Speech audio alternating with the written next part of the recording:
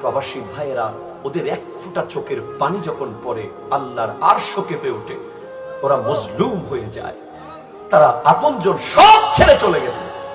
কোথায় ঈদের সেমাই, কোথায় কোরবানির ফাতেহার গোশত, কত আকিকার প্রোগ্রাম চলে যায়, কত বিয়ের অনুষ্ঠান চলে যায়, কত আপনজন মরে কবরে।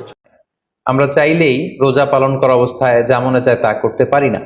এবং সহিহ বুখারীর বর্ণনায় আল্লাহর হাবিব সাল্লাল্লাহু আলাইহি ওয়াসাল্লাম আমাদেরকে শিখিয়েছেন যে কেউ যখন রোজা রাখে সে যেন অশ্লীল কথা না বলে, রোজা রেখে সে যেন কাউকে গালি না দেয়। এমনকি কেউ যদি তাকে গালি দেয় অথবা কেউ যদি তার সাথে ঝগড়া লাগতে আসে, সে যেন বলে ইন্নী ইমরুউন সাইম, অর্থাৎ আই এম ফাস্টিং, আমি রোজাদার, আমি রোজা পালন করছি।